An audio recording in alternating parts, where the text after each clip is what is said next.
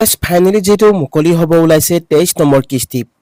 কৃষকসকলৰ বাবে আহিছে ভাল খবৰ লাখ লাখ কৃষকে যেহেতু লাভ কৰিব এবাৰ 23 নম্বৰ কিস্তিৰ ধন पीएम किसान सम्मान निधि 23 नंबर किस्ती के तहत अपना जो जनाबे 9.44 करोड़ से अधिक लाभार्थी किसानों के लिए बैंक खाते में जो बैंक खाता माने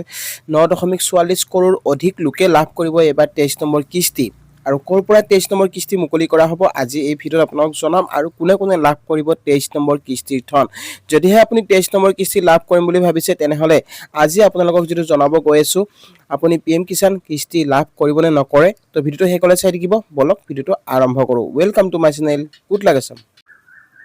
তো গাইস ফাইনালি অফিচিয়েল নোটিফিকেশন আহি গল যেহেতু আপোনালোকক এবাৰ আপোনালোকক ওয়েবসাইটত দেখাব খুজিছো সব ওয়েবসাইটত ইয়াত যেটো আপোনালোকক নোটিফিকেশন দি দিছে কেতিয়া আপোনালোকে লাভ কৰিব 23 নম্বৰ কিস্তিৰ ধন আৰু 23 নম্বৰ কিস্তি পাবলৈ হলে আপুনি কি কৰিব লাগিব সব ইয়াত যেটো অফিচিয়েল নোটিফিকেশন যেটো জাৰি হৈ গৈছে আৰু ইয়াত জনাইছে যে the honourable prime minister will release the 23 instalment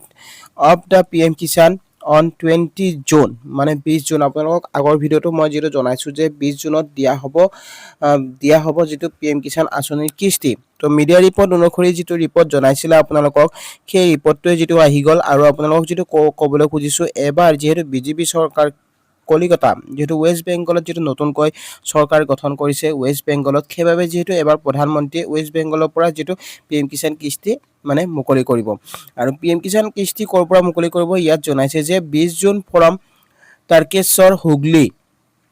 West Bengal Tarakeswar Hooghly west বেংগলৰ পৰা প্ৰধানমন্ত্ৰী মোদীয়ে ৰিলিজ কৰিব আপোনালোকক যদি ডিবিটিৰ মাধ্যমেৰে এই পইচা আপোনালোকে লাভ কৰিব পাৰিব কিন্তু তাৰ কাৰণে আপোনালোকে কি কৰিব লাগিব আৰু কোনসকল কৃষকে লাভ কৰিব এবাৰ 23 নম্বৰ কিস্তি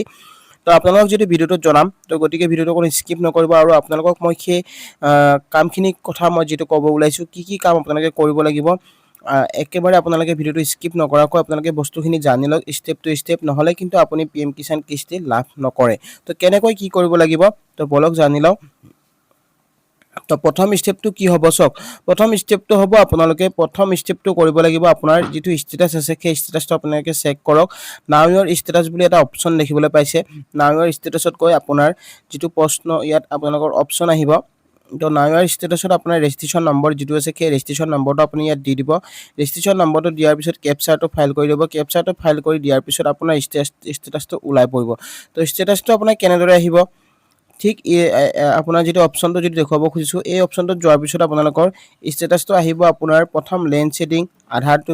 আপোনাৰ লেন্ড শেডিং তাৰ পিছত কেৱাইসি তাৰ পিছত আধাৰটো বেংক শেডিং যেটো অপচন আছে সেই তিনিটা অপচন আপোনাক দিয়া হ'ব সেই অপচনখিনি আপোনালোকে চাই ল'ব আপোনাৰ আধাৰ আপোনাৰ বেংক যেটো লেন্ড শেডিং আছে সেই লেন্ড শেডিংটো ইয়েস নে নো হৈ আছে আপোনালোকে চেক কৰিব আৰু কেৱাইসিটো আপোনাৰ ইয়েস নে নো হৈ আছে চেক কৰিব বেংক একাউন্ট শেডিংটো ইয়েস নে নো হৈ আছে চেক কৰিব তো এইখিনি এই তিনিটা আপোনাৰ মেইন কাম হ'ব আৰু বহুতে জনাইছে যে এফটিও প্ৰসেসটো দাদা ন হৈ আছে সক এফটিও প্ৰসেসটো আপোনাৰ কেতিয়া ইয়েস হ'ব যেতিয়া আপোনাৰ পইচাটো আপোনাৰ বেংকত আহিব সেই বেংকত অহাৰ লগে লগে আপোনাৰ এফটিও প্ৰসেসটো গ্ৰীন হৈ মানে ইয়েস হৈ যায় তো এতিয়া যেতিয়ালৈকে আপোনালোকে পইচা নাপায় তো তেতিয়ালৈকে আপোনালোকৰ যেটো এফটিও প্ৰসেসটো ন হৈ থাকে ইয়াত কোনো ধৰণৰ সমস্যা নাই আপোনালোকে মাত্ৰ আপোনাৰ কেৱাইসি খিনি এই কেৱাইসি যেটো আপোনালোকক কৰিব দিয়া হৈছে এই তিনিটা বস্তু আপোনালোকে কৰি লওক আপোনাৰ ডিবিটিটো যেটো ইম্পৰ্টেন্ট আপোনাৰ আধাৰ লগত আপোনাৰ বেংক একাউন্টটো আপোনাৰ লিংক হ'ব লাগিব আৰু বেংক একাউন্টটো যদি লিংক নহয় তেনে ক্ষেত্ৰত কিন্তু আপুনি পইচা উলিয়াব নোৱাৰিব তো বহুতে এই ভুলটো কৰে তো গাইস ইম্পৰ্টেন্ট কাম যেটো আপোনালোকক কৈছো যে কেৱাইসিটো আপোনালোকে কেৱাইসিটো সম্পূৰ্ণ কৰিলে আপোনাৰ কোনো সমস্যা নাই আপুনি কিস্তি লাভ কৰিব পাৰিব প্ৰথম কামটো আপোনালোকে লেন্ড শেডিং আৰু আপোনাৰ সেকেন্ড কামটো হ'ব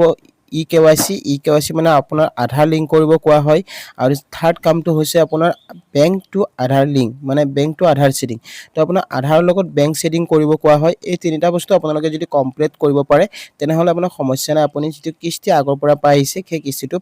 পাই থাকিব এতিয়া আপোনালোকে ফাৰ্স্ট কাম কৰিব কি আপুনি আপোনাৰ যেটো